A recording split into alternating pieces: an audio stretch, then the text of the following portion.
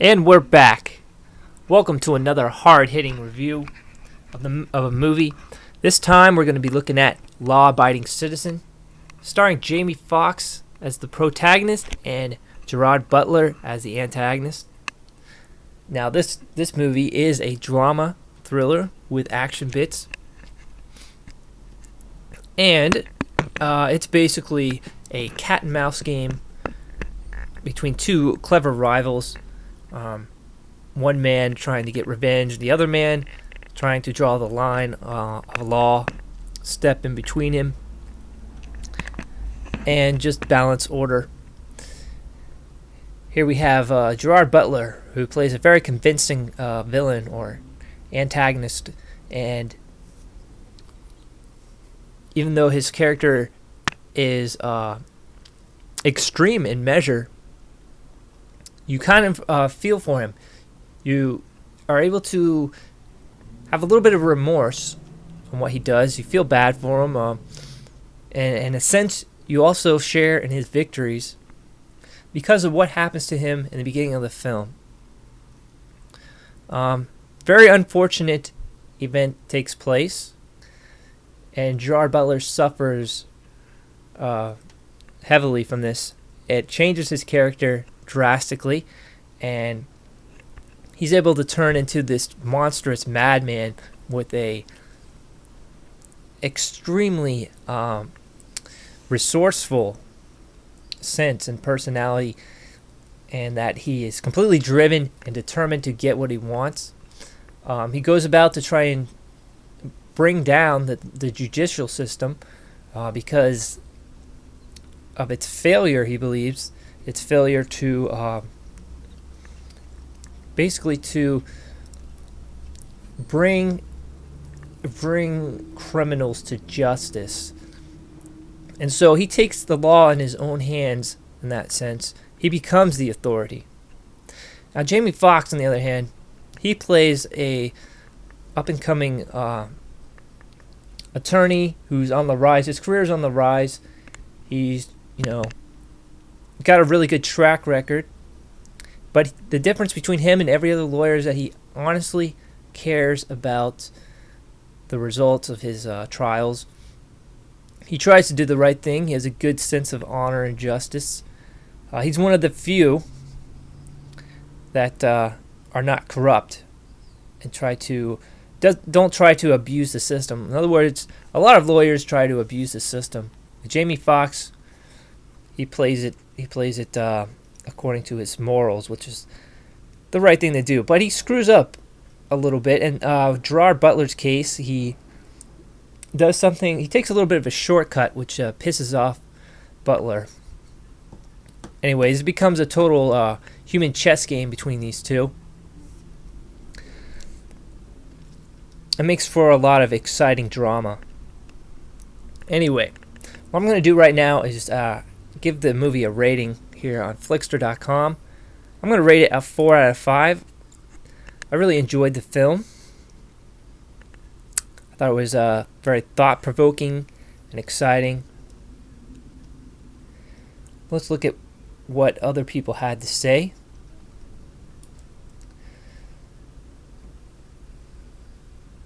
A lot of good quotes come from this movie.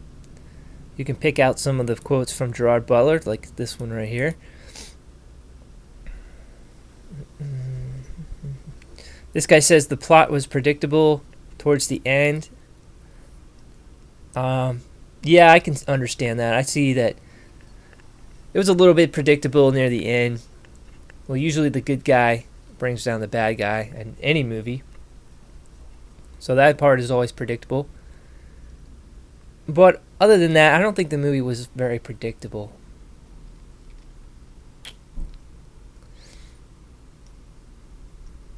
Let's see what the critics had to say.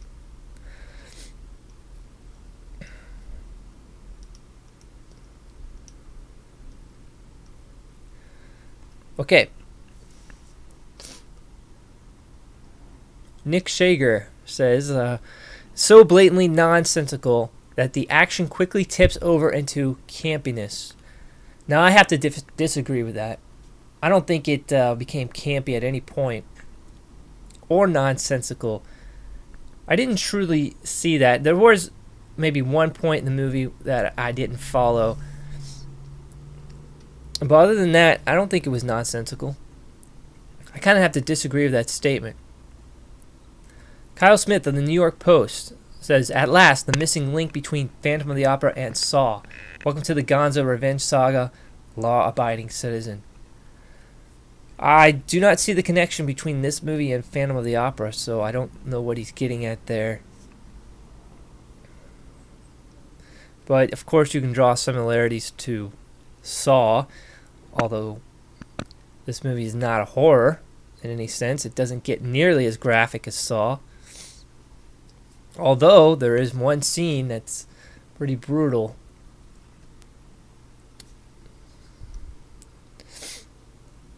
One more review. Claudia Puig of USA Today says, "The exploration of right and wrong and its complicated lack of clarity gets trammeled amid the bevy of explosions, volley of bullets, and mounting body count."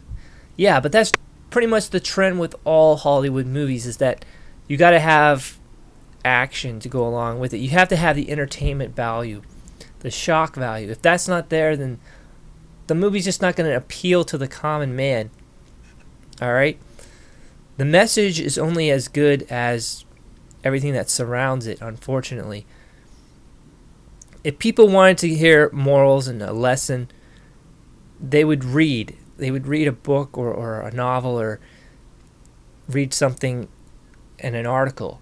This is a movie. A movie's got to be entertaining as well as convey a message. So when she says that the exploration of right and wrong has a lack of clarity, that's true, but this movie's job isn't really to clarify the difference between right and wrong. I don't think it tries to clarify. I think it just, like she said, it's an exploration. Alright, let's take a look at photos from RottenTomatoes.com.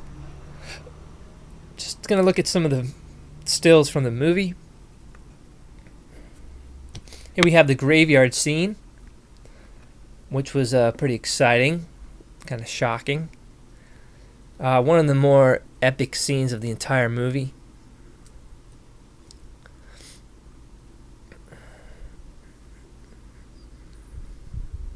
Some good special effects in that part. Really nice explosion. Now, there weren't a whole lot of explosions. It wasn't like a Michael Bay film. I think this was one of the few.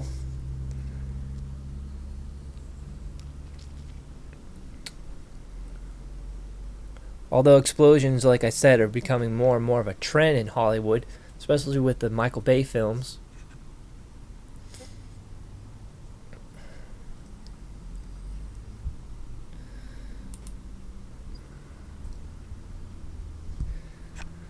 Jamie Foxx did a really good job as sort of a detective.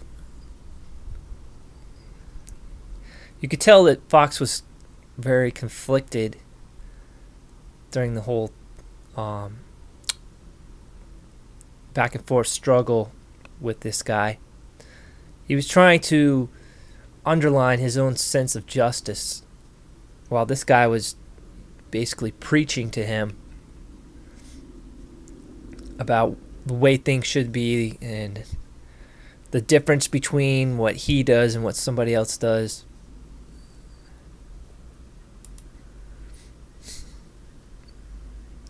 I think Jamie Foxx really did well. He's shown that he can do drama as well as comedy. We know he has a talent for comedy, but now I think he's beginning to really shine in other fields and other categories. Anyway, I hope you enjoyed this video, this movie review. Make sure to tune in next time. And if you haven't seen this movie already, I encourage you to get a copy and give it a go. Make sure you tell me what you thought. And I'll talk to you next time.